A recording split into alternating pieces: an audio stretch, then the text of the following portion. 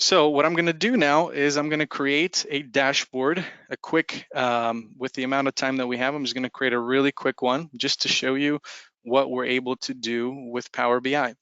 So the first thing that we're going to do is create a really quick calendar table. So you'll see why I need that. I need to be able to filter on specific months. Okay, and actually we're going to skip that step here just for the amount of time. I'm going to show you the same thing in a little bit of different fashion. So first thing we want is to create a visualization. So what I'm going to do is just create, and let's do a line chart instead. So there's multiple ways to start creating in Power BI.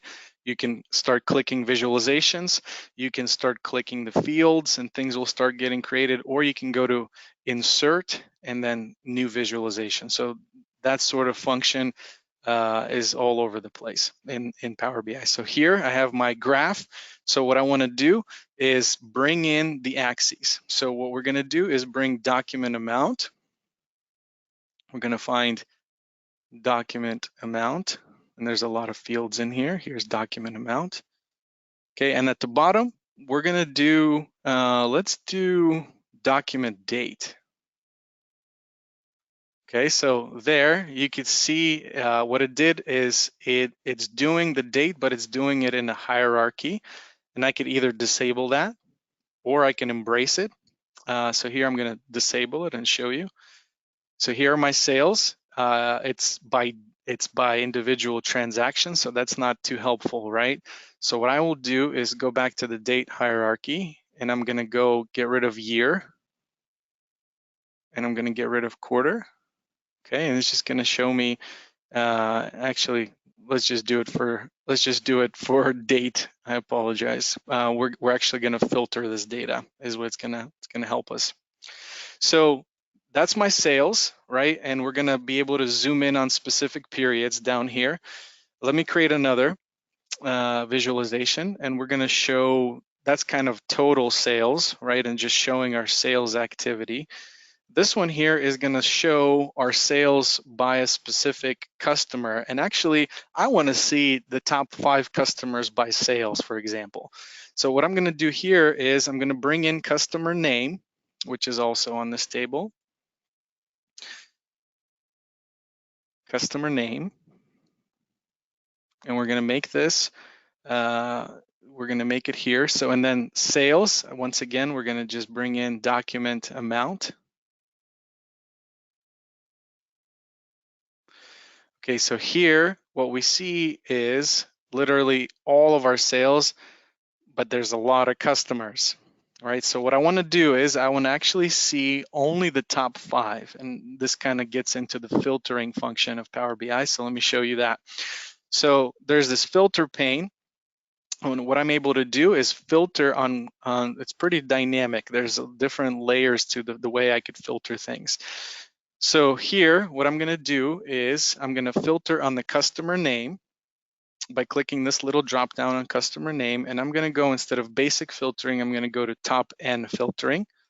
We're gonna say top what? Top 5. I could also do bottom 5.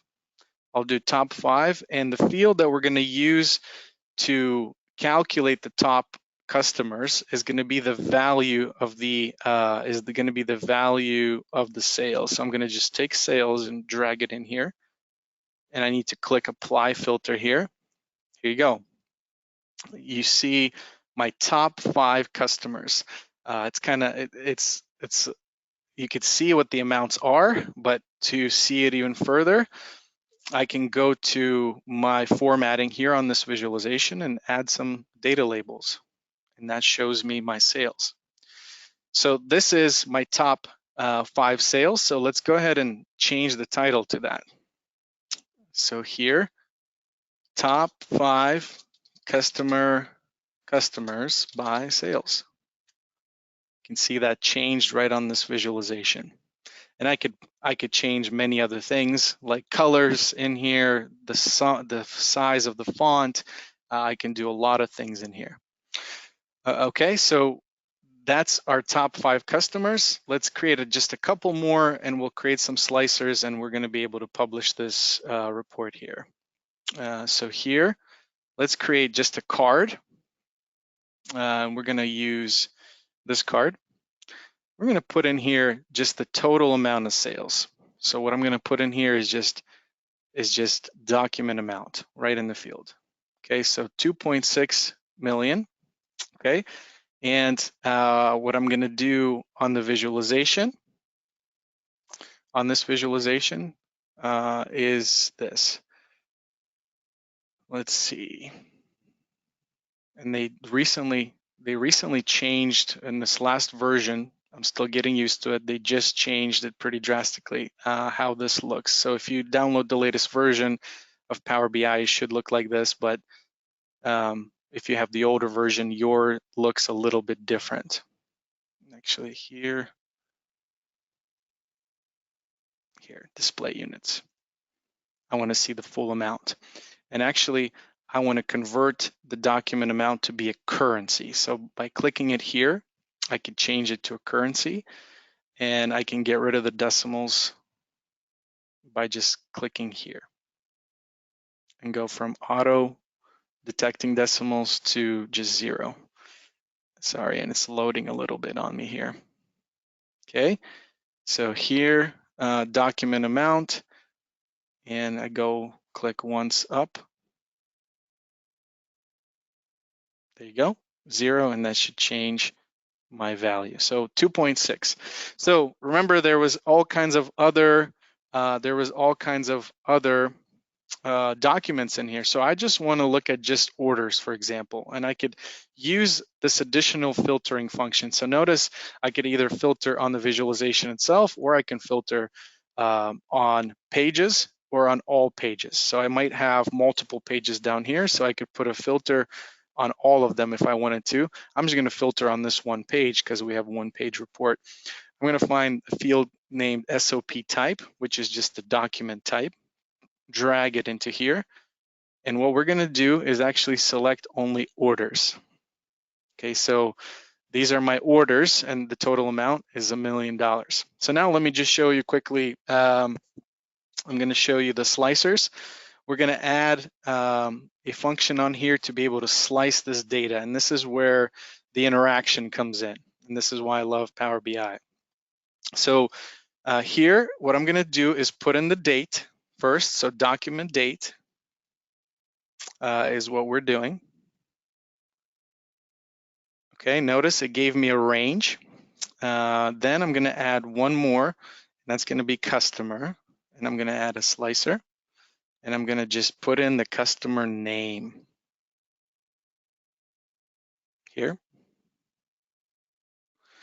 Okay, so what this allows me to do is select my customers.